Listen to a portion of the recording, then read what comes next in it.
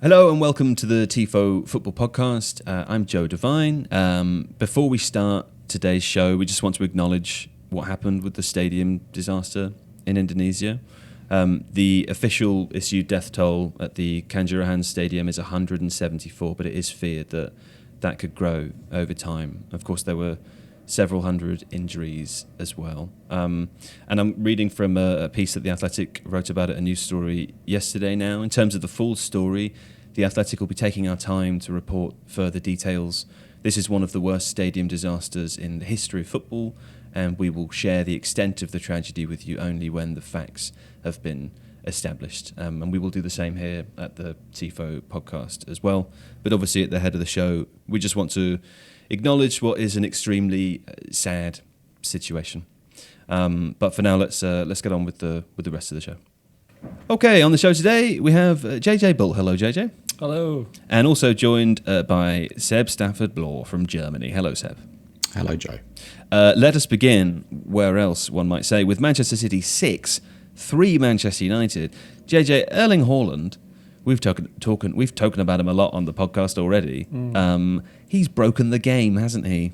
He's very efficient. Yes. He doesn't take a lot of chances to score all of the goals. No. It's really great, though. Like, he's really fun to watch. I remember seeing him play for, I think it was Salzburg before, wasn't it? It was that when he first started? Yeah. And like you can tell straight away some players that they're absolute players. Yeah. This guy's next level. And then you see that he's just always in the right place at the right time. The weird thing I keep seeing him do is that he seems to... It's like he's cheating. Like he's... You know when you get lots of people playing like Call of Duty tournaments? Yeah. Into video games already. But there's always accusations of people using wall hacks. Sure. Or something like that. On this, I was playing Rocket League last night with some friends, and we were talking about Haaland, and we said he's smurfing, basically. Smurfing is a gaming term for when someone has a higher skill level and is playing in a lower rank deliberately in order to win and or troll lower ranked players. And it does feel like Haaland if there was 2 more leagues above the Premier League, he'd be in that top one. You know, it's like having a Premier League player just playing in League One. It's weird when the ball gets him in the middle of a crowded box, he's still away from other players, and that usually he's floating about the penalty spot. You often see, like Foden's first goal in this game, he goes front post. You can see they both look at each other to know where they go. So Haaland pulls over to the back post because that naturally is where Foden goes. And there's loads of reasons why. We covered this in a video I did in the weekend about Eriksen not tracking Foden for the very first goal. But there's a bit of distance between the first line of defence of Man United and their midfield line. So like the back 4. It's actually a 5 at the time because McTominay goes to right back. Yeah. And but Haaland manages to then, when he scores his goal, to just drop into these spaces where the only ball could go. That's why I mean it's like wall hacks, is he can see the direction of the ball as though it's programmed, so he knows where to go exactly to get on the end of it. He's looking at the football matrix. Yeah, and I wonder if this is a thing. Like, how does he know every single time? Like, there's places where you should go, and like whenever you're playing football at any level, you'll find ways to get space, and he does little subtle movements to get away from people. He shoves them 1 minute, then pushes the other way. But everyone else goes one way, he goes the other. He's always the calm in the chaos of it, and he does that. He does that celebration where he does meditation. Yes. Afterwards. That's maybe what he's doing. He's working this next level. It very much might be. I mean, I thought, Seb, that the commentary team here did a very good job of explaining how difficult the goals he scored were to score, because they look quite easy. You know, the ball comes in from the edge of the box, but when you take a second look, you can see how much it's bobbling. And those, you know, you sort of see goals or misses, I should say, in the Premier League fairly often, where a striker is within 6 feet of the goal and blazes it over because the ball is bobbling a lot as it approaches him. Haaland just makes those, you know, receptions look stunningly easy. Yeah, you know, the one that really impressed me was the conversion from the De Bruyne cross, which was wonderful, and it I suppose in kind of football parlance, it put it on a plate for him. But in reality, if one of us was trying to convert that chance on a ball on the half volley, which is bouncing, and we're reaching to get to it, and our legs are about 7 foot long, just by themselves, like the precision in that is it gets lost, because he kind of, it's like all excellent players, they normalize their abilities over time. They create the expectation that something is really, really easy. Actually, as Foden did for the first goal, because I think that if you remember what it's like to play football at 38, that memory is kind of fading pretty quickly for me. But the ball coming towards you, you're trying to turn back across your body. Like, how often does like a normal kind of amateur park footballer like us just see that kind of bounce off their shins and go straight back towards where it came from. It's a wonderfully deft touch. But yeah, I think as per that goal in the Champions League where he sort of controls his body, and the touch is kind of, the touch produces a strong finish, but it's very precise and it's kind of gentle in its way, very crisp. It's remarkable to see. Well, here's a couple of things about him I saw over the weekend, JJ. The first is that L'Équipe gave him a 10 out of 10. And if anybody has seen L'Équipe's player ratings previously, they will know that is an extraordinarily rare thing. I believe only 13 players have ever received a 10 out of 10. And L'Équipe will give a team that play very well, their star striker who scores a hat-trick will get a 7. So that's something on its own. The other thing I saw that was really interesting over the weekend was a few people tweeted about this actually, that Haaland is rarely, if ever, offside. I think you look this up, he's been offside in the league twice so far this season. Yeah. And for a player that scores so many goals and plays on the shoulder, that is remarkable. Well, yeah, it is good that he manages to do that. He's very clever the way he plays. I mean, compared to other strikers, it's not. Harry Kane's been offside 3 times. That's one more. Even Tony's been offside. That's 8. A whole 50% more. Even Tony's been offside 8 times. Yeah. And to be fair, Harry Kane would rarely be offside because he drops so deep. I mean, he's virtually an attacking midfielder these days, isn't he? He doesn't play off the shoulder in the same way that Haaland does. Yes. Look at me do football. Isn't that impressive? You're doing all the football. Thank you. Ronaldo's been offside 4 times in 6 games. Okay, yeah, and he's barely played. Those 6 games would have been about 20 minutes each, bench, right? Though, Yeah, hard to be offside from the bench. Very difficult. Also, L'Équipe have started giving a lot more 10s. Like if you go through, So if you go through all the lists, it goes. There's like 1 in 1994, 1 in 1998, something like that, and then it suddenly jumps to like some new writers or editors come on, and it's in 2017 it's like 1, 2, 3, 4. It's like Neymar and Mbappe, like PSG absolutely steamrolling other teams, and I think Mbappe got one for scoring 4 goals against Kazakhstan, I think it was. I feel like you're just myth-busting all the fun things I brought to the conversation. No, I like that. But you got to put it in context. It's great that Haaland is not offside. I like what Guardiola said about him. He was asked whether Messi is better or whatever like that. He says the thing with Haaland is that he needs his mates, is what the term he used, mates around him so he can finish the action. And that's what he's so good at doing, like we say, being in the right place at the right time, always knowing where the ball is going to go, always knowing what run to make, either to facilitate his teammates getting in the right positions to score. Like there was an example where he passed it wide to Grealish when he could easily have put it on his left foot and pinged it top corner. You've seen him do it in loads of videos and training all the time. But the better option is Grealish, who then has a higher chance of scoring. You can see what happens. Then Grealish takes a touch, slows the ball play down, doesn't shoot. And Haaland's like, why did you not just shoot? That's why I gave the ball to you. That was the whole point. Well, Steve Hankey makes an excellent point in the notes here to say, do we talk about his mental attributes enough? When we talk about Haaland, we talk about his physical prowess and his size and physicality against other players. He's a smart boy. But it's all linked together. That's it. He's able to... Like he's massive. He's a massive boy. Yeah. And then defenders don't like that. Yeah. It's hard to deal with. You see the corner that he scores is Eriksen. Ten Hag said this was not the plan to have Eriksen marking. Well, that's good to know. Obviously, it's not. Yeah. I wonder if it was meant to be Varane. Varane was off injured at that moment, wasn't he? So that might have been that he was. I haven't checked. I should probably have checked before he did this. Who else was marking him later on? But someone probably should have thought, "Hey, Varane's not on the pitch, though. Maybe we should send another big lad over to stop Haaland." Scott McTominay seemed to be quite close by when it happened. He was a zonal line on the 6-yard box, so he would be. So he's a tall guy, so he'd be one of the first headers in the middle of that box. It makes sense to put a tall guy right in the middle if you're whipping it in, and they're whipping the corners into the penalty spot. I think almost every single time City in that game. Yeah. So Haaland's got away from him to score that. Okay. That's the thing he's worked on. So that one of the things I thought when I saw him play for Dortmund a lot was that although he's a massive boy, he's not very aggressive with it. But it doesn't necessarily need to be like bouncing people out of the way. But what he seems to have got really good at is then knowing where the ball's going to go for the header. Maybe he's been told the ball will go to that bit of the pitch. That's where they're going to go to in the set piece, so he knows where to attack it. Well, on his learning curve, I was talking to someone about this last night who said, having watched him sort of extensively 4 years ago, when he would have been 18 years old, he wasn't then, obviously he wasn't the player he is now, but he wasn't then necessarily expected to definitely make it to where he has arrived to. That person that I spoke to last night was incredibly impressed by his ability to learn. I think that's one of the things that's maybe underrated about him as well. If he doesn't know something, they were talking in the commentary yesterday about how Solskjaer, or presumably one of the coaches at Molde, worked on heading with him. Solskjaer, apparently. And apparently he wasn't that good at heading when he was younger, despite his size. Now he's amazing at heading, and maybe the underappreciated part of his game is he's just really good at getting better. Presumably that's the most important thing if you're a footballer. He seems to be super smart. I think he comes across in, maybe not super smart, just very intelligent. But there's a thing with the theory that footballers aren't smart. There's a book that an ex-Norwich player wrote, Paul McVeigh, I think it is, called The Stupid Footballer is Dead. I think it's a really good book.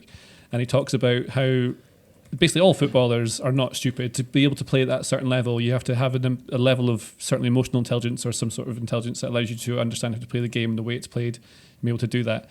And he cites, I think, in this book, talking about how you might get people you'd think to be not very bright sports fans, but yet they can list like statistics and analyse things from, this is American sports he was focusing on a lot, talking about how they can remember like how many home runs someone scored in baseball, whatever. Which is how we value what being smart is, exactly. It? It's where the actual... What we think in this country, based on how we're taught, is it's academic, and if you can do maths or if you can like retain important information and pass exams, therefore you are smart. And clearly that is not always true. No, but then you see, this is Haaland's brain is working like a mathematician, because you can see the angles are coming in where the ball's going to go, where more likely things. Like there's a lot of patterns in football. He's like the meme. With all the numbers going past his eye. What's that guy's name? I don't know. I remember the one that's a the woman. Guy from Zach Galifianakis, Between Two Ferns, that guy with all the memes over his eyes. Anyway, never mind. Yeah. Seb, do you think he probably has a big goal bonus agreement in his contract? Because he's presumably making a lot of money. 14 goals in 8 games in the Premier League. Oh man, he's going to. I mean, I read that there were people who had made bets at the beginning of the season of him scoring 40. Who, I mean, it doesn't look unlikely now, does it, Seb? No, I don't think so. I think actually, if we go back to some of the things we said earlier in the season about like how you deal with a player who is that big, who's that quick, I still feel like the centre backs who come up against him in this kind of first run of Premier League fixtures and Champions League fixtures, players who haven't seen him before, they're still underestimating his physical abilities. Like the margins in which he scores, you can tell that like someone's given him a yard too much of grace, or someone's pressed a bit much towards him. Who was the player that got kind of ragdolled by him a couple of weeks ago at the Etihad Stadium? I forget, it was a centre back, and he just kind of pushed him off like he was a child. I still feel like he's kind of taking advantage of those matchups, and it's. I think what's interesting is, yes, how many goals he scores, but also the second time some of these players face him, what adjustments they've made and allowances they've made to try and negate that. That'll be really interesting, because that'll be a coaching, technical aspect, which we haven't had the chance to see yet. I think you're dead right. There's like a lot of momentum just now, and City are playing really well, and it's early days. And I think eventually what will happen, there's so many games, you'll have to start getting rotated. Because I was going to say, it's interesting that check out the chart that Steve Hankey just put in and tell us about that, JJ, while you're talking. Well, there's a chart that we can't show. Can we put it on the podcast? I don't know. We can. Probably not. Probably not. But it's from Mitchell Sterling. Yeah, it shows that Haaland has twice as many goals as any player who went on to score 30 goals in the Premier League. But this is at this point in the season. At this point in the season, early on, and includes players like Alan Shearer and Andy Cole, all the top lads, Thierry Henry, all the rest of them. I think if you imagine the graph looks like this, and then Haaland looks like this. And for people just listening, that's diagonally to 45 he scored degree a lot angle, of goals, and then a 60 degree angle. Yes, like Mo Salah had a good start when he came in as well. Yeah. Basically, I think, like Seb just said, it'll eventually teams and other defenders will work out not how to stop him, but they'll work out ways to slow Man City down. And City will naturally lose some momentum at some point. It always happens in a season. You can't just go all the way through it. They'll have a game where they end up drawing 0-0 or 1-0. When they got held by Aston Villa, wasn't it, the other day? Would you care to make a prediction as to how many Premier League goals he will end the season on, JJ? Over 30, I would have thought. I'm going to predict 43. That's my prediction. I just think there are too many good players, and I predict 43. Guardiola's not resting him yet. Even if he does slow down, he could still get over 40 easily. His current rate is on for 60. Yeah, that'd be good. I mean, right now, after 10 games, if he has 15 goals, that's really not far off 60. It's really fun. I don't want to try and put a pin in the balloon. Give me a prediction, please, and we'll come back to this. Steve Hankey will dig this out. 36 goals. 36. Yeah, you panicked a little bit. You went. No, I think it'd be over 30. But I remember when Shearer used to be amazing back in the day. I think he slows down after New Year, because I think someone hurts him. I think out of frustration and just out of a lack of options, like a rugged centre half gets a bit physical at some point. Are you thinking about hurting him, Seb? Don't hurt him, please. Well, in his last season at Dortmund, he had a few injuries, and just because of kind of past precedent. Anytime you see a player who is that quick, who moves so well, who's so agile, I always think of original Ronaldo. Brazilian You always Ronaldo, think of kind yeah. of the stress on the joints, and you kind of worry. I'm like JJ, I kind of want the spectacle to go on, but that's in the back of my mind. I think teams who don't have the kind of the technical resources to subdue him, eventually someone just starts kicking him. And I think... But what's your number, though? Yeah, I think that's the main thing I want. Yeah, I think he'll get to 30, and then I think it slows down. So, yeah, but what's your number, though? 33. Okay, 33 for Seb, 36 for JJ, 43 for me. What one- do I get at the end of the season when I'm correct? Will you grovel for me? Admiration. Can I get a little groveling? I'll just go, you were right. Yeah? Do you Yeah, like that? yeah. That counts as groveling. You like that, Yeah. That's one of your favourite things, though, being told that you're right about stuff. Yeah, You I love tell that. myself it when I go to sleep every night. Anyway, Phil Foden, who we shouldn't ignore, got the other hat-trick, because there were 2 hat-tricks in this game. And apparently, according to Steve Hankey and The Athletic, no, I don't think Steve Hankey I did not gathered write this this, yeah. news. The but, newsman he's probably. brought it to me. According to The Athletic, he's about to sign a new contract at City, which will run until 2027. Foden and Haaland are both 22. Yes, they are. Good God. Anyway, fine. That's Haaland. I do want to talk about Jack Grealish as well, the other forward who didn't score in this game, Seb, because John McKenzie, who can't be here to defend himself, made a video the week just gone, which I thought was an excellent video. And some people disagreed. Those people were wrong, weren't they, Seb? And would you explain why they were wrong and why they're very, very stupid people?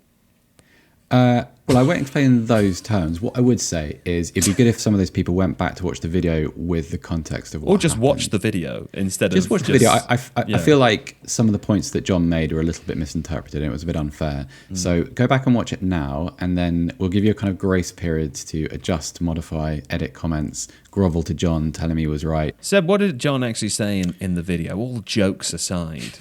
So broadly, John was making the case for Jack Grealish, and he was kind of measuring his productivity through expected assists. And a lot of people took umbrage with that and were a little bit harsh, I felt. If you want to Dolorous have a look at the umbrage. comment sections, a bit unkind, maybe a chance to kind of revisit those and grovel to John. But I think, I suppose Sunday's game was a little bit about the vast chasms of space Manchester United left in their midfield, and the kind of the chaos of their defensive transitions, which was, I still haven't heard a decent explanation for why that was allowed to happen. Well, But I also, think you like saw at the beginning, I was going to say at the very beginning of the game, Jack Grealish ran at Malacia. Was it Malacia? Or was it, no, it was Dallo, wasn't it? no, it's down the other side, and Dallo just... He gets a yellow card within the first 2 minutes of the game. Jack Grealish carrying the ball inside. I know he didn't score. I don't know if he assisted in this game or not, but like he was undoubtedly excellent in the game, wasn't he, Jason? I thought he was really good with the ball. Guardiola said after the game that some of the players didn't play good. Right. I don't know who he's referring to. I'm trying to work out who that is. I don't know. Probably a few mistakes. They scored 6 goals. They did let in 3 though to a not the very end. good Man United team. Yeah. Well, that's the other thing. I mean, Manchester City started the game with backup centre-backs and a backup defensive midfielder, but you wouldn't have known in the first half because the ball wasn't in their half. It's almost as though they don't need them. Well, they started really in the attack. We covered this in the video that we did in the weekend, but like City came out on like fully on the attack, just trying like pummel Man United, keep them back in their own half. Yeah. United trying to set up on the counter. I think they're trying to play it slow and steady, try and calm the crowd down, frustrate them. That's what they want to do, and hit the counter. This is Manchester United. This is what United want to do. Yeah. And that didn't work because City scored very quickly. They almost scored even quicker than they did without that sequence where there's loads of shots that De Gea was parrying and all that sort of noise. And then what City did, once they had the lead, they score the corner and then they start to slow it down and then you just wait and lure Man United out and then exploit the space that that leaves. Yeah. Because United very naive in the setup. And I think is the thing. So when you come in as a manager like Ten Hag, the clearest, best system that suits that Man United team is the 4-2-3-1 that every other manager has used. That's why there's a reason there, because you get Fernandes as the 10. He's not very effective in midfield as part of a 3 because he tries too many passes, I think, that give the ball away and turn it over. Yeah. So I imagine that's why. Then they struggle in other ways of doing that sort of play. But Ten Hag's teams have normally been the 4-3-3 with a player moving into the 10 space.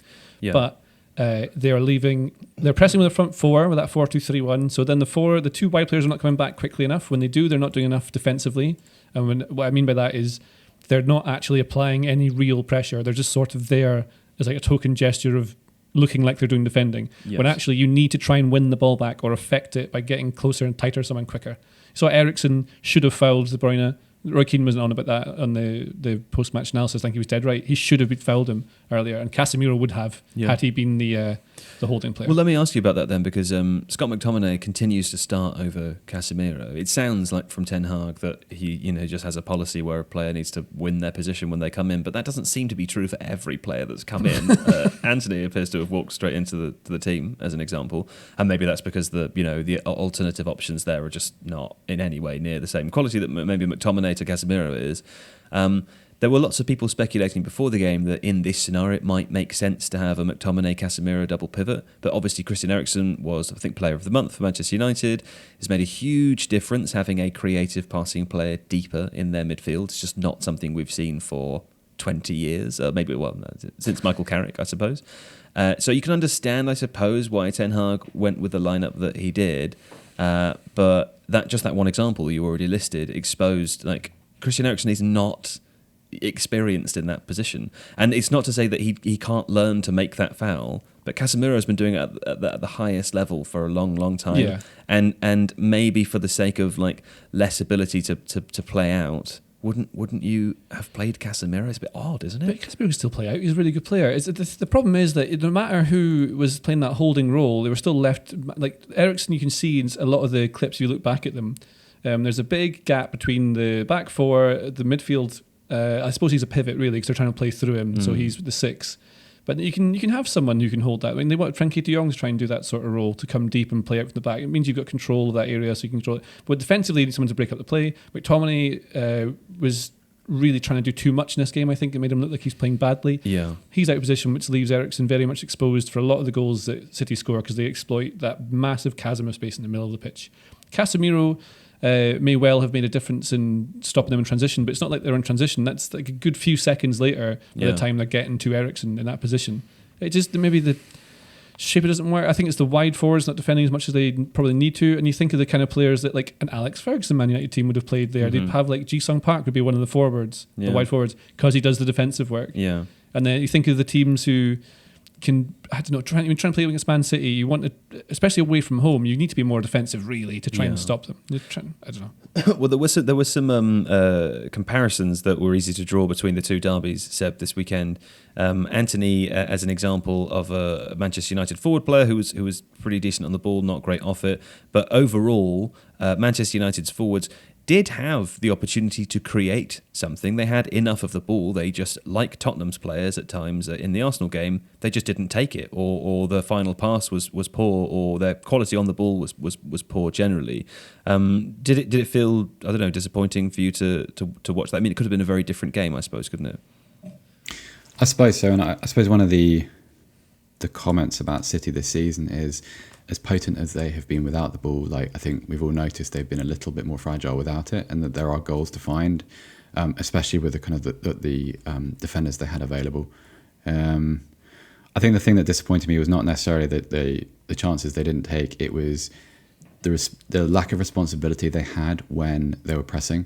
Like, because when you talk about transition, like at the point where Kevin De Bruyne is running away from Christian Eriksen around the centre circle, that's already too late. That's not a situation which you can rectify with anything other than a wild lunge and probably a yellow card. Like, what matters is allowing the ball to be chopped into that area and allowing kind of 15 yards either side of someone like De Bruyne. And that's something you've got to be aware of. Like, as an attacking player, particularly when you go to the Etihad, you're not just there to score goals, because you know what you're facing, and you know exactly how Manchester City are going to try and build moves. You know exactly what Guardiola prefers, and yet you still allow it to happen. And you allow one of the most dangerous attacking midfielders the Premier League has ever seen to do his worst against you, which is just, it's kind of unforgivable. And like, I think Anthony gets a pass because he's still learning. He's still a young player. He doesn't have the excuse of, he has the excuse of never having faced this opposition in this context in a Manchester derby before. But for some of the other players, like Eriksen, everything you've said about Eriksen is correct. It's just that the way Eriksen was used at Spurs, like, he had some of this responsibility. He understood what it was to be part of a high press. He understood what his function was when a midfielder, like an attacking midfielder, forward, winger, whatever, went past him. He's not a resilient ball winner, fair enough. And yet you still see Manchester City players just passing so easily through the middle of Manchester United's midfield. And you saw a couple of people in the aftermath say, "Oh, what can you do? Manchester City are just so good." I was like, well, yeah, they are. They're really good and they're loaded with excellent players, but it sure didn't look difficult. They don't put six past every team. Like I feel like Jonathan Wilson wrote an excellent article for The Guardian on Monday in which he said it was very processional. Like it was kind of scary how easy it all looked. And I kind of disagree with you with Haaland's 10 mark in L'Équipe, because he was brilliant, but I've seen him play better for Dortmund, and I've been more impressed by his all-round performance, and yet kind of the goals he took were sort of it felt like the conditions were created for all the Manchester City players to show their best side. I think that's kind of the point, and really not what you'd expect during a derby. The other thing, Seb, I was thinking is that, like, I don't think it looks like Ten Hag's team yet, and he's trying to establish all the things he wants to have in there, and that takes time. So if you then start not being pragmatic, it's not the wrong kind of phrase to use, but if you start adapting it to someone like Man City, surely enough you have to change from game to game, but you want to try and apply these principles that are always going to be there. He wants to be able to press higher up the pitch. If you're pressing higher up the pitch, you need a higher defensive line, but that defensive line is terrified of Erling Haaland running in behind. They've also got Foden. Like, one of the goals they score where I think Gundogan runs straight through the middle of the pitch where they left Eriksen exposed. Yeah. So they've got the front four who are pressing but not with any intensity. And even if they were, City would find a way to pass through them. But if they have a higher defensive line, they might be able to get away with that. But they know that as soon as they bypass that front line, the ball over the top or just a through ball in is going to get them in behind. So they've been forced back by the threat that poses. So then you maybe want to sit deep, like much deeper, and not have a high press, play a mid block like they were a bit Spurs between used to. the two, weren't they? Yeah, and I think a lot of it, maybe I'm wrong, but I think a lot of it is players not carrying out the tactical instructions like they've been told and they remember. And in the middle of this big derby, suddenly you're getting passed like all over the place. Like, you're dizzy from all these quick combinations, movements. You're down 1, you're down 2, you're down 3. It's like, and then your head just goes. Yeah, like I remember, I played a game with a team I used to play with 11 aside, and the other team we were meant to be playing against didn't turn up for like an hour and a half late. So what I did was a shaping session to try and learn this 3-4-3 formation that we were doing. So I get everyone into positions to know where to be and when. When this team turned up, they only had, I think it was 7 players. Yeah. And we only went about 2 goals up because as soon as the first whistle went, everyone just forgets everything we've been working on in that training. Well, there you go. That's JJ Bull's prowess as a football coach there. Yeah, I'm really good at it. The main reason he sat here with me and not in Aberdeen's coaching team. Well, that was the thing. And then everyone's like, remember what we learned. Remember what JJ told us. But this is what I think in the heat of that thing. So Roy Keane, who knows how to play in these games, said that it looks like the occasion got the better of them and they weren't standing up to it. And I think that's what you see in the tactics that Ten Hag's come in, like saying Eriksen shouldn't have been marking Haaland, a very obvious thing at that corner. What else are they not following out exactly as they want? And it's the kind of thing we're talking about earlier in the office, is that Man United have done this many times before, where they start to look good for a little bit, and then they revert to type, and players don't take the responsibility. They go, gotcha there. Yeah. Do you think, final word from you? I don't think there's a more vivid example of that than the first goal, because if you think about, if you face Manchester City and you're guarding against one method of scoring goals, surely it's that one. It's the cutback and the kind of the drift of the centre forward. Because how many times have you seen exactly that? Like, I think I remember Sergio Aguero scoring a very, very similar goal against Manchester United a couple of years ago. And it was almost identical. I think it was Kolarov with the cutback, or maybe Gael Clichy, I can't remember. But it's very, very similar. And you just think that's the thing you got to avoid. Like, if De Bruyne rakes a 40-yarder over the top of you and Haaland finishes with 2 touches, then, okay, it's too good. If you allow them those kind of margins so early in the game, you've allowed a wide player to get behind you, you've allowed a centre forward to get to the byline, and you've allowed Foden to drift off his man. Like, that's kind of I'm not the finest tactical mind, but that feels like concentration. That feels like a kind of we're not prepared for something, or all the things we've done in preparation for this game we've forgotten, which is kind of what JJ's just said. It's hard to forgive that because it just looks awful in a game of that magnitude. Okay.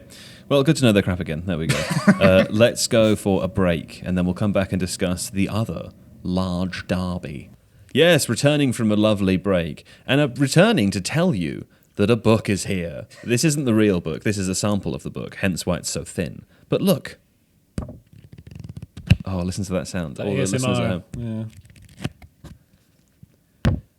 This is really great. Oh, that's delightful. Podcast. The book is called How to Watch Football, written by Tifo Mostly Seb.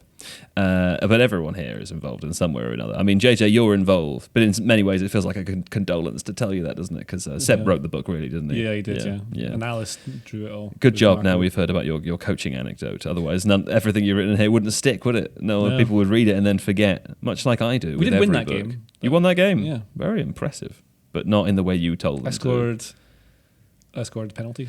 Well, do you know when I scored a penalty? An open goal. When we designed this book, How to Watch Football, illustrated by all the illustrators at Tifo, overseen by Alice, and mostly written by Seb, including chapters from everybody else, all of the people you like at Tifo. It's it's so exciting. And it's published by Particular Books, which is one of the Penguin publishing houses.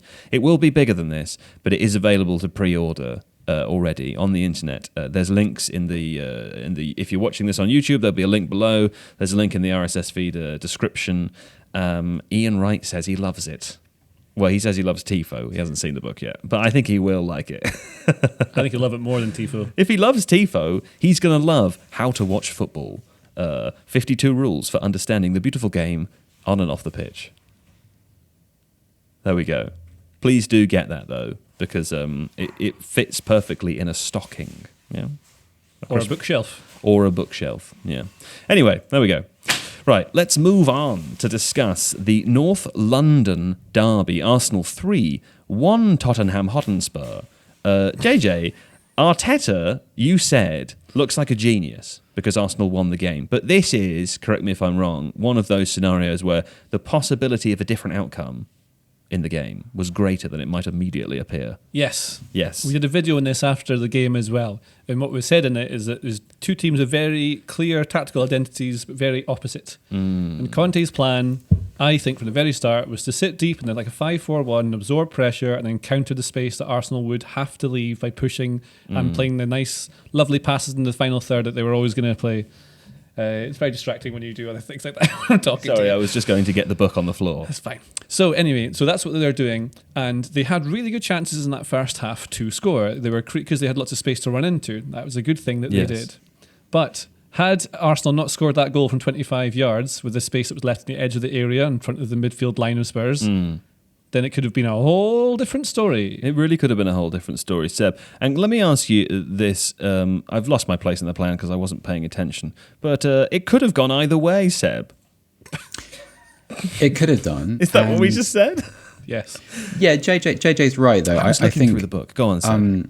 I think I think what's worked for Tottenham this season is not playing well, but at the same time not giving up like high percentage chances. So they've conceded shots on goal, but not from good areas in kind of expected goals parlance. And the trouble with that is that when it goes wrong, when you say to a midfielder, right, have a go from 25 yards and we're going to defend like 2 rows of table football players, basically, it looks a bit silly. But at the same time, like they got themselves back in the game and but for a few bad choices on the break, they might have got more than one goal.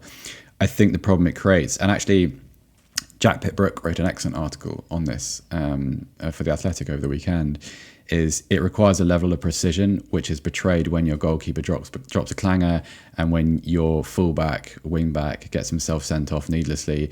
Like, these aren't excuses, these are just the facts of it. It's if you aim towards that perfection, if you have to defend perfectly, you can't survive those kind of mistakes. And so the question for Conte becomes, like, is that the right approach with this group of players? Because they're not a perfect group of players. You haven't got like 3 £80 million centre backs, and you haven't got perfect wing backs, and you're without probably, I'd argue, one of your most creative wide forwards is in Kulusevski as well. And I don't know, so there are questions about the game plan, but it was it was really disappointing. I think like some of the mental parts of what happened were very, very disappointing. Like I think some of the defending was pretty good, but it's not really good enough if you're going to sit that deep. And I remember seeing in the first half, after about it was before the first goal was scored, Spurs had all 11 players within the final 40 yards of the pitch, and it's just like, okay, but then you have to be perfect from that point, because the trade-off for a supporter, especially in a derby, is you can tolerate a lack of ambition, but you can't tolerate then making a mess of it and then having nowhere else to go once you find yourself behind it. It's the exact kind of game where if Spurs do get a goal in the break, so say they have the penalty, right, and there's not the first goal from the Arsenal score there, I can't remember who scored it. So if Kane had scored that first goal, and then they just defended it out, they'd say it's defensive masterclass. That was exactly what I thought when I was watching 100%. It. And also, what was obvious was that Spurs had lots of opportunities, similar to Manchester United, to create something, but the forward players were mostly bad during the game. They were poor on the ball. The decision-making was bad. Seb, did you notice the absence of Kulusevski? It did feel like a game that he would be ideal for. 100%. Like Kulusevski in that 3 is the contrast. So he's the player that's completely different to the others, and not just because he's left-footed. Like you have Kane, everything that he does. The sort of slightly diminished version of Son Heung-min at the moment. Yeah. He's a very direct player. He's kind of two-footed.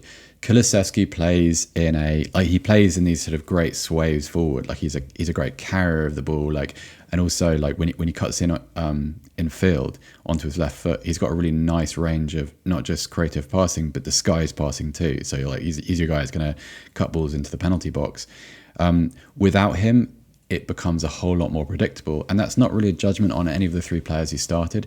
It just becomes a bit more sort of take what you can. Yeah. And in his defence, Richarlison managed to mine a penalty out of the situation. Like he, was a sort of, a broken bit of play in the penalty box, managed to get himself between the ball and Gabriel and get a penalty out of it. But that kind of defined the fact that Spurs weren't really playing with the ball. It was, they were taking what they could from Arsenal mistakes. And kind of, there was that, after the penalty especially, Arsenal seemed to lose their way, and that extended into the second half when you saw Romero go forward from centre-back and right to the edge of the penalty box. He did that twice, actually. He did that once in the first half. He does that. That's part of his tactical function in the system, is to provide another body up there because he's a good footballer. Yeah. And then that's fine, and Arsenal are struggling to deal with it. And then a couple of minutes later, Hugo Lloris lets one through his legs and Jesus scores, which is, it's worth noting, as good a goalkeeper as Lloris has been over the years, he does this in big games an awful lot. He makes, if you go back and look at some of the mistakes and some of the opposition those mistakes occur against, pretty damning. Well, I was going to say, is this kind of too much of an issue now for him to still be the number one? He's the I don't feel like it's too much of an issue, because it's an issue which is just reading what Steve Hankey wrote down. Please don't. Every time I say something, I'm just saying what Steve Hankey says, and then I feel judged by your responses. Well, earlier you were saying stuff that was good, and then you were saying it. Well, if it was good, then I'd said it myself. It's if a fair bad, point. Then Steve Hankey's highlighted it in the plan. I'm just, I wish everyone could see the plan. I didn't mean that. Anyway, go on. Lloris has always been the same goalkeeper, though. He's always been the guy that can make brilliant saves and have really, really good games. And no doubt he's in credit over the course of his Tottenham career. He's a wonderful goalkeeper. That's right, Steve. The problem is that there are just far too many games against big sides where he concedes soft goals. And you can't do that at that point of the game, in that game, with that kind of player around, because it's always going to cost you. And from that point, obviously, things unravelled, red card, game's over. And that's your captain. So it's really harsh, but then it's a harsh, North London derby's a harsh world. So you said he won. JJ's whispering in the background here that he won the World Cup. Yeah, well, Pele won the World Cup, and would you have him play in goal for Spurs? Yeah, he did, okay. But he made an absolute clanger in the World Cup final. And like, if I'm not suggesting that he's kind of that he's particularly vulnerable to pressure situations, but it's a massive coincidence. Listen, I think we can all agree that there's often one person on a team that lets the whole team down. And I think we all know who that is on this team, Steve Hankey, Arsenal fan, who showed up this morning delighted that you'd won, and now trying to get me to embarrass myself saying stuff about Lloris. I hate to bring it back to the book, guys, but I will, because chapter 45 of the book, Football is Always Evolving, the story of the number 10 position, Seb. And of course, the number 10 position has evolved wildly over time. But one of the things I thought after I'd read this interesting and fascinating book, How to Watch Football by Tifo, you can find that on that's Amazon. Beautifully designed. It is that book. beautifully that looks designed. Lovely. One of the things I thought when I was reading this book over the weekend was interesting to see that different types of creative players you have in football teams now. Granit Xhaka, for example, who 3 years ago not only was being booed off by his own fans, but also was not doing what he does on a football pitch now as advanced as he does. Seb. Yeah, I would also factor in a little bit of maturity there, because I think the thing that has let Granit Xhaka down an awful lot during these games is a sort of like an overhype. He's made some very, very poor decisions in the North London derby before. He's made some bad tackles. He has been positionally ill-disciplined. And I felt like in keeping with this kind of full circle aspect to his career now, those are all the things that were good about his performance over the weekend. I thought he was excellent. And it's kind of like, it's too much Granit Xhaka is a bad thing.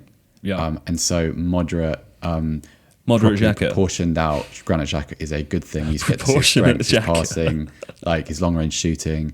And actually a word that I don't think I've ever used in connection with Granit Xhaka, responsibility. Like Arsenal's left side was absolutely brilliant against Spurs, roasted. Like Martinelli was just fantastic against Emerson Royale, and a big part of that is the stability that Xhaka provides on that side. Zinchenko's there as well, yes, but like you don't have that functionality without someone doing the role that he did. So yeah, he was excellent. I think he was Arsenal's best player actually on Saturday. Okay, I agree with this. Yes.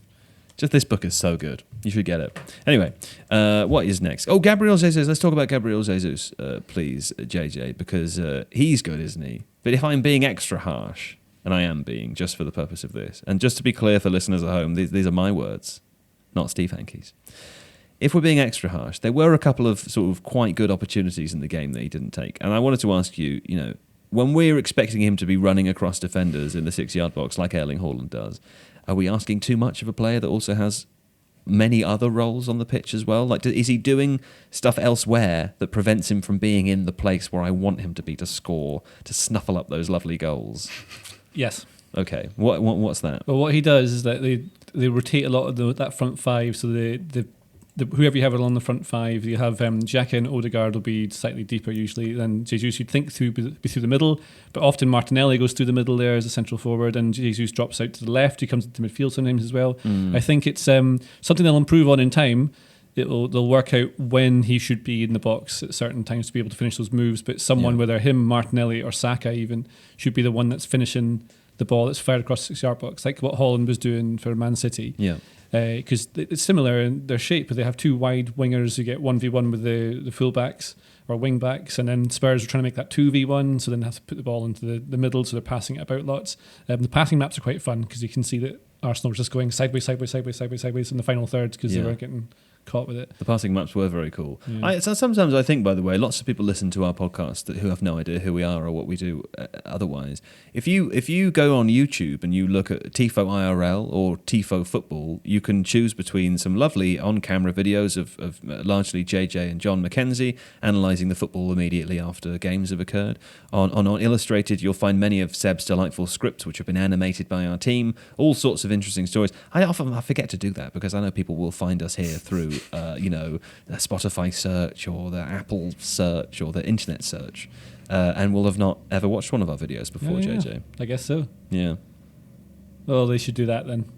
Anyway, William Saliba, he did a nutmeg in the opposition box. I very much enjoyed that. And according to James McNicholas, so says Steve Hankey, hot off the press, so says Steve Hankey. When asked about a new contract after this weekend's game, so says Steve Hankey, Saliba said, "We will see. They talk a little bit.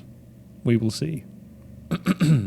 That's hot off the press. Yes, I mean, it's just new contract talk that they might sign a contract. At some but the point. press is so warm on that. It won't be by the time this is released. Like, either he's...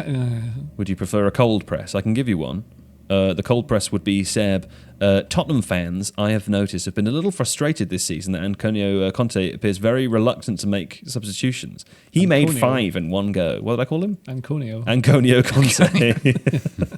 That's the ice cream version of him, Yes. Antonio Conte. He seems very reluctant to make substitutions, Seb. He made 5 in one go in this game. A little unusual. Four, nearly 5. And then he made a 5th one shortly afterwards. Yeah. I think that was really about, they're playing Eintracht Frankfurt in the Champions League on Tuesday night, and he knew the game was over, so he took off important players.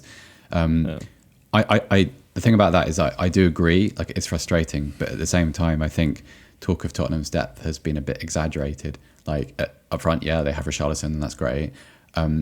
It's a little bit bare elsewhere, particularly because Oliver Skip is coming back from injury. Yves Bissouma, Antonio Conte has spoken before about how he hasn't quite adjusted to the kind of the tactical disciplines that are expected of him. So he's Conte clearly doesn't quite trust him yet. I suppose he could change his fullbacks, but then also, like, you've got a player sent off, so I don't know. Like, Conte's system works on automatisms, familiarity, chemistry, doing the same thing again and again and again. Like I get the frustration, but I also understand why you'd want to use the same small group of players week in and week out if you can. Yeah. So yeah. Do you know what else I noticed in this game? What's that? I know it's a derby, so they'd be boisterous anyway, the fans. But the Arsenal crowd making a lot of noise, and they often don't do that. And it was, and they were trying to make sure to keep the crowd up. Yeah, I don't mean this is any disrespect to Arsenal fans or the Emirates, but I've noticed this season, and maybe some of last season, I think they're turning the mics up. I think they've done that since COVID happened and since fans were out of the stadium, because it is louder than it used to be when you watch on TV. Well, they might have the bed noise underneath. That's what I mean. I think, secret source for Sky Sports, I wonder if in derbies particularly, they just turn the crowd noise up a little bit Makes more, it like far the more microphone. exciting. It does, and the commentator's voice comes down a little. You're struggling to hear them because of the atmosphere. I honestly wonder if because someone's in charge of the volumes. Yeah, you want nice, bright, contrasting colours. It's one of the things that they think the Premier League is one of the best leagues to watch, is because the colour of the grass, because it's very green, so you get really strong colours. I mean, what I've realised, what I like most about football is the nice, bright, shiny colours. The nice, shiny colours. And the sound. I think that's what I like about you. it. Yeah. It's just like I've been watching sort of Raven. the Welcome to Wrexham series, and one of the things they do pretty early on in that is find out that the entire pitch that they've just replaced doesn't work, so they need to replace it again. And they let you know how much it costs to do that. And bear in mind, this is National League, so I would expect that a Premier League pitch costs a lot more. But do you want to guess how much it costs to replace an entire pitch in the National League? 400 grand.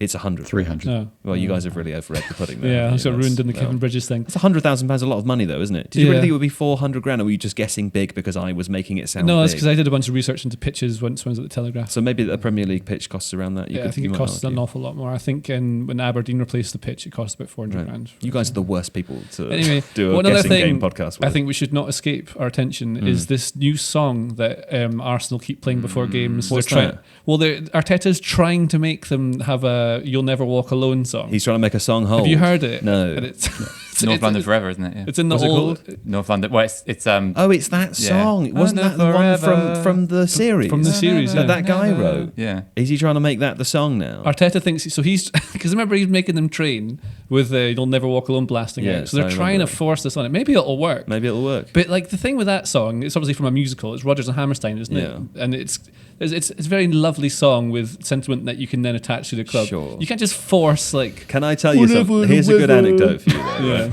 When I was a younger man, around 10 years ago, I went on a bus holiday. Yeah, but a bus holiday of Western Canada, British Columbia. Oh, lovely it was! I saw all the sights.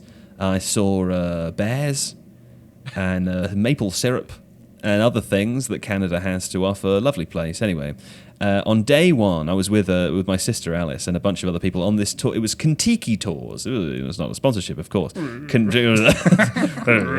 a sponsorship, of course. But Kentucky Tours, they only allow people, or at least they did at the time, a 35 and under to go on the tour. So it's like a young person's tour. And I'm given to understand that some of the Kentucky Tours around this sort of Greek island area, a little fruity. You know. I have no idea where this is going at all. Well, hold on. This is good, right? Ours wasn't like that. It wasn't a sort of sexy romp holiday. It was just a nice holiday of the western coast of Canada. But the reason I say that is because that company was potentially no young people on a bus. What's going to happen? Young people on a bus. What's going to happen? You know, sex. Anyway, that didn't happen. That's not what the story's about. The story's not about that. I was in Western Canada on a bus, and the first day on a coach, I should say. The first day, the coach tour leader. A very nice woman, she said, I'm going to play a song now, and we're going to play this song at the beginning of every day on the coach. And I looked at Alice, and we was like, oh, cynical, broken young people. We said, this is going to be rubbish. And they played B-52's Rome. I don't know if either of you have heard this song. No. But anyway, the lyrics are, roam if you want to, roam around the world, right? And just based on that sentence, you can imagine how the song is, right? The first day I was listening to this, I thought, oh, this is the worst. What have I done? I've spent so much money. I'm 21 years old. I've come on this holiday and they're going to play this song every day. And Alice and I were just looking at each other thinking, this is the worst. By day 6 or 7 of this tour, we were stood in the aisles singing Rome if you want. It totally works. You can force music on people. You just need to do it long enough so that you go through the stage where it's annoying and cynical. Then you go through the irony stage, and then you get to the stage where all the irony is lost and you're just enjoying the song. Because it's got to start somewhere. Yeah. That's the thing. It'll have history in 100 years that are still playing it. I fully support it. I just think he should change it to Rome if you want to. You say B-52s? Is it the ones they sang Love Shack and Rock Lobster? Is that the one? Right. If they played Rock Lobster before every Arsenal game, I'm into that. Great. I'd love that. That'd be the best. It was Louis Dumford who was an Arsenal fan who organically wrote North London Forever's song, and it was like a viral video. Did he write for Arsenal? No, he just wrote it. He's a sort of musician of his own right, sort of thing. I've seen that. And it sort of got picked up online. And Mikel Arteta, who has been trying to force part of the culture change of the club, has partly been bringing the fans on side. And this is a quite symbolic thing, part of that as well. So it has been a organic thing originally amongst Arsenal fandom that has actually been embraced by the club. See, I don't want to just pour water over it. I don't know what to say. Ruining cold water. The thing I dislike about it, maybe you'll understand this, the technical point of the songwriting is it's that easy. Like if you start putting chords in the piano, it's just like the dun dun dun. It's the things you'd always naturally reviewing go to. the song? Yeah. Don't do that. Because it's too basic. And then you think of what You'll Never Walk Alone is. It's very it's a show song. It's a show tune. So it's really cleverly written, and there's clever progressions. So you're saying the guy who wrote this song is a guy and did a song? No, that's what you're saying. I'm sure he's a lovely guy. Yeah, I bet he's great. Sounds like you're critiquing the song. But it's too easy. Surely that's not the thing. It's too basic. Is it? Yeah. Well, you could say that about every Oasis song. I mean, I've written loads of songs that are awful, so what am I talking about? That is true. I have heard some of your songs. Some good ones as well, though. Very few. What about the frog? Anyway, let's have a break now, because I feel like we are overrunning in this show. Okay, we're back from a break. Liverpool 3, Brighton and Hove Albion. There's a sort of thing, Seb, I'll come to you. There's a thing at the moment that pundits are sort of saying, which is, Liverpool there or thereabouts come the end of the season. Not worried about Liverpool. They've got good players. They are 10 points behind Man City, and they are not showing a huge number of improvements in as game to game goes. Would you be worried that this is more than just a sort of early season blip if you were a Liverpool fan? I think if I were, it would be because you do see some very strange things in that defence at the moment, don't you? You see, so individual mistakes, and I think everyone's favourite thing to do is to kind of highlight everything that Trent Alexander-Arnold does wrong without the ball, sure. But then you see odd moments like for the second Trossard goal, you see Tsimikas' positioning, which is bizarre. You see kind of the goalkeeper not standing up to shots that he would otherwise in different seasons have probably saved. And it feels like, I can't diagnose that properly, but it feels like there's been a kind of collective confidence failure. People seem to have lost trust in each other to do the jobs that they're supposed to be doing. And I don't know whether there's an opposition element to it too, in which like you have that kind of self-fulfilling moment where a team starts to believe that they can score goals against another team and so commit a few more members forward. That's probably a question for JJ. But the more you watch Liverpool, the more you feel like, at least without the ball, it really isn't the same. Like there's a vulnerability, particularly not necessarily behind the defence and in the kind of the gaps between centre back, full back, and the two centre backs, but in that area in front, you see a lot of weird, little sort of impulsive moments, a lot of kind of snatchy, reactive, defensive moments, which would really unsettle you if you're a fan. Yeah. It's not just a sort of back defensive problem; it's a forward defensive problem also. Yes. So Liverpool are creating roughly the same amount of shots per 90 as they were shot creating actions per 90 as last season. They're overperforming their XG slightly this season, which is probably a sign of they have good players that are scoring the goals they're supposed to. They're overperforming their XG. They are slightly, yeah. I think a lot of that could be the Bournemouth game where they put loads of goals past them with a slightly low XG. But correct me if I'm wrong, but wouldn't you expect a very, very good team who were getting poor results to potentially be underperforming their XG? And you would think, it's cool when they bounce back to the average, they'll be getting better results. It's a little concerning, isn't it? Well, you'd be concerning if they're. There's two ways to look at this. So their expected goals against, I think they're just slightly either under or over. I can't remember which it is, but basically it'll round out that number they've got there. So they're not doing anything particularly wild. What they are doing much less this season is so last season they were top in the Premier League for pressures in the attacking third. So they're always top. And this season they are considerably down. I think they're around about 11th in the table for that. So that I think can only be something that they've decided to do tactically on the training ground. Yeah. And it could be possibly to do with the World Cup year coming up and also how many games you're playing. So it's hard to keep that relentless, intense press up. Yes. I mean, Sadio Mane not being there anymore might be relevant as well, but Luis Diaz is a good player and can work these sorts of situations. Yeah. But if you're not pressing as well from the front, then what's one of the things they're meant to be best at? You're allowing the opposition more of the ball, and then they can get at them. And then they've spotted weaknesses in Alexander-Arnold, which have been really come to point. And Van Dijk's been really poor as well. Yeah. They've had lots of troubles at centre-back. So, I mean, the right centre-back is swapped an awful lot. So Van Dijk's always on the left, but they've had Joe Gomez playing. They've had Nat Phillips played one of the games, and they've had Joel Matip's been back. But I looked at this, and it's hard to do explaining it without showing on the tactics board. We did that in a video in Tifo IRL, where I've shown the distance that keeps being created between the right centre-back and the left centre-back, which is to do, I think, a lot of the time to cover for Alexander-Arnold's positioning, which is always really high. Intentionally so. Intentionally. He's not doing anything wrong, but then he's been caught out. And when they get back in defensive situations, they're not doing it as quickly as they need to. And they just look not as good. They're not intense. That Pep Lijnders book, I've been reading that. It's really interesting. He's their assistant coach. That's right, yeah. And he's written this book and he says he's telling all the truth. We're not going to leave anything out. All of the truth. And he always, there's loads of things that are funny in it. Anyway, but what he says is their identity is their intensity, and I think they've lost that a little bit this season. And that's why they're just not coming up the way they should be. A fine summary there from JJ Bull. Moving on, Fulham won for Newcastle. I bring this up for two reasons, JJ. Firstly, to say a stunning Almiron goal, assisted by Bruno Guimaraes. What a peach. The volley that he puts in from a weird angle. A potentially goal of the season contender. That could well be, yeah. There's been lots of good goals this season so far. Delightful. The other reason I bring it up is because I noticed in Match of the Day, they said that this game, in this game, Newcastle had over 4 expected goals. I actually asked the head bods at The Athletic to provide me the numbers from Opta. They were slightly different because obviously there were different models, but it is so far, of all games this season, the highest amount of XG created by one team. Newcastle with 3.55 expected goals according to Opta against Fulham. We should note here that in the second place is Liverpool against Bournemouth.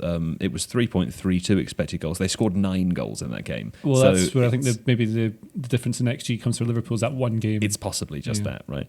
Also a note in here, Man City, Man United is 4th, 3.3. But speaking of XG, we had a question from Jan Kleiman, who says, I don't really get the expected goals stuff. I mean, this statistic only says how many good chances are created, doesn't it? It doesn't account for who takes the chances. And he goes on to use an example of Lewandowski, JJ, that would presumably overperform XG because he's better than other strikers. Is that the case? It's sort of complicated, I think. It's sort of complicated. Yes, sort of. Because in a way, no, because the model should be that you can apply it to everyone, and then certain players are so good that they can break that model. That's why you get players like Lewandowski, Messi, Kane, Haaland tend to score over their XG.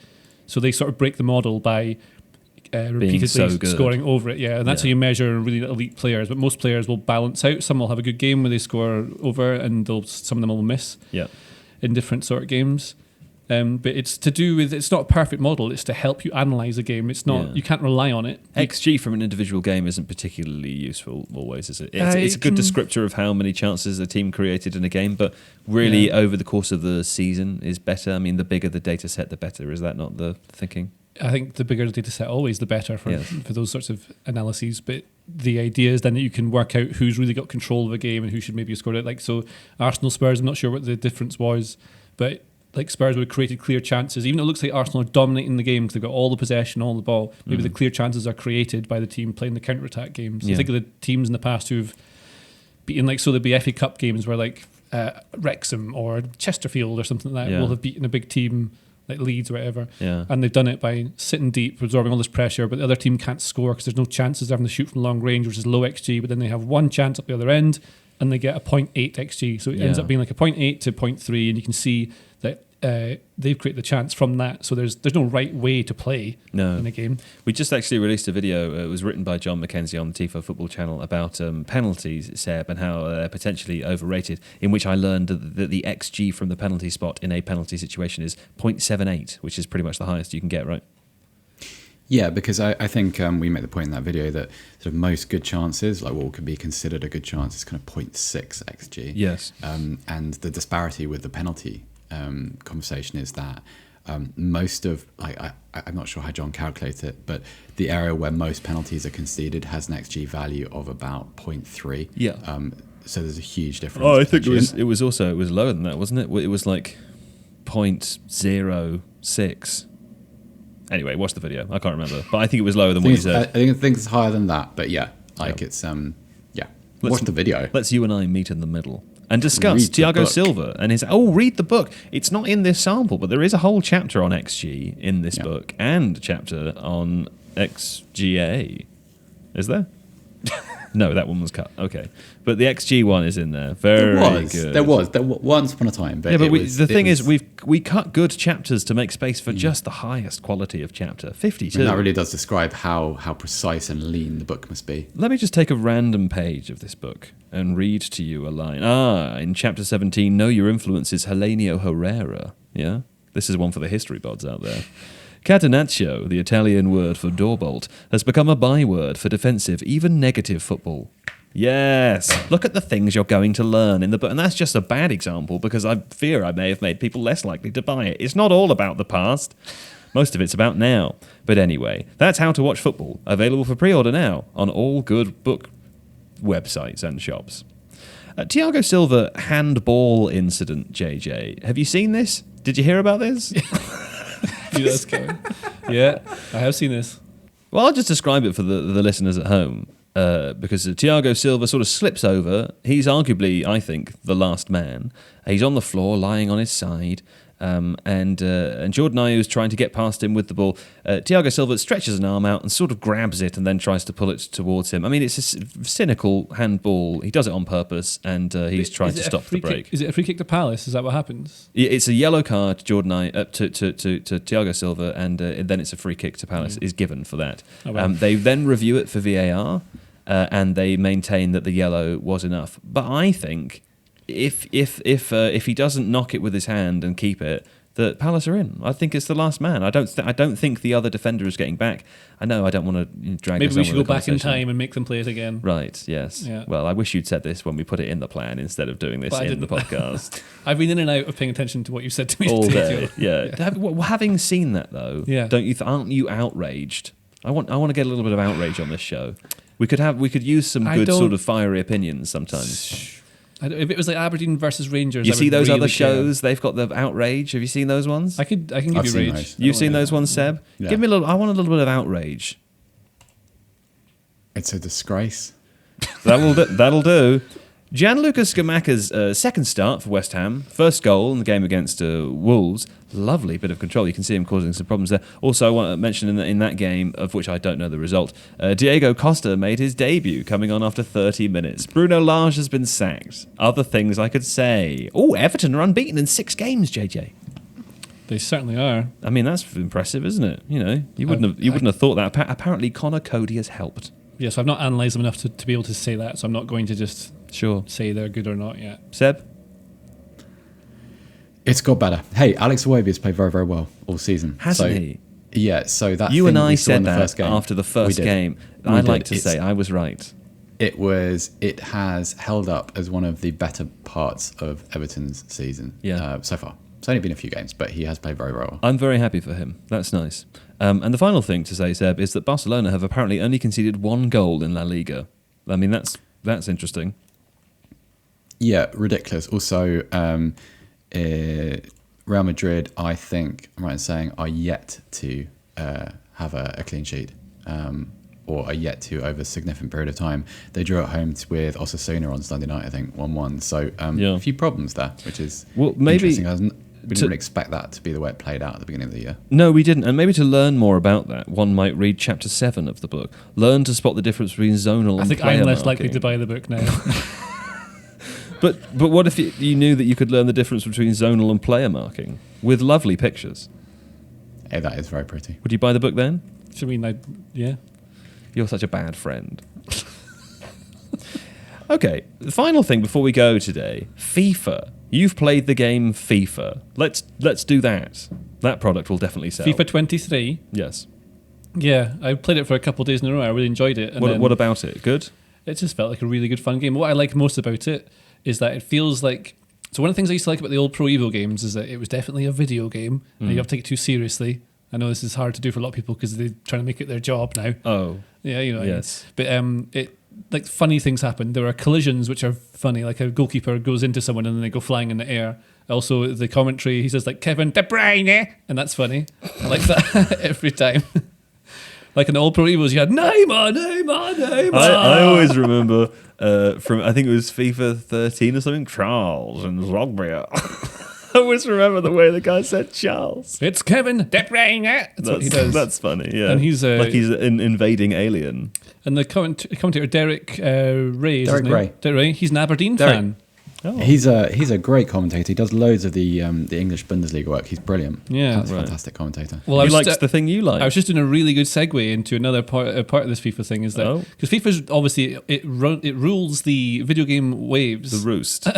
Yes, It rules the game roost. it is the king or queen of all the games. It is Yeah. in charge of it all. But this wasn't always the case. No. And it was a guy from Aberdeenshire called Gary Patterson. I did a lot of research into this. Was Telegraph, Yeah. and he is the guy that made FIFA made it really good because Of Pro Evo course used he to own did. it all. He did. I believe you. He's creative leader. He's in it. also just from Aberdeen. He's from Aberdeenshire, from Aviemore. He's a He's not lovely even guy. from Aberdeen. He's from Aberdeenshire. So am I. I'm from Aberdeenshire. You're not even from Aberdeen. Aberdeenshire, it's Mate, massive. It's breaking news. The countryside, a couple of little village. That sort of is a weird lie, isn't it? perpetuated. Yeah, That's a it's weird lie. lie. Just say from Aberdeen. If I say Aberdeenshire, that's so specific. Why do I have to do that? Do you know where Oldmeldrum is? Like, You're from Oldmeldrum. Yes. I think there was a But I teacher at might my have- school might have called chosen to find Oldmeldrum. out. I mean, The town of the village name was Oldmeldrum. it still is. Yes, is it? Yeah. And what house number? Hello, Mrs. Bull. Well, anyway, tell us more about your friends from Aberdeen. Yeah, it's not a friend. It's a guy. So I wanted to find out who made it Aberdeenshire. good. Because like in films, there's someone in charge of these games that makes them good. A director. Yes. Yes. And FIFA was pretty much just dominated by Pro Evo back in the 2000s. Yeah. Pro Evo 6 was the last good one, I would say. And then what happened in round about FIFA 07 is Gary Patterson gets a job. Gary Patterson from Aberdeenshire. Happy more, yeah. It's a real boy. He saw the code from FIFA because he got a job working on FIFA managers and stuff like that. Oh my God, you've got all this Oldmeldrum has appeared in the It's podcast. a weird podcast. Referred to as the granary of Aberdeen. That's the granary of Aberdeen for its production of high quality barley. Well, that seems to make sense, doesn't Can it? you pronounce the name of the distillery? Oldmeldrum is a well-liked stop just off the beaten track.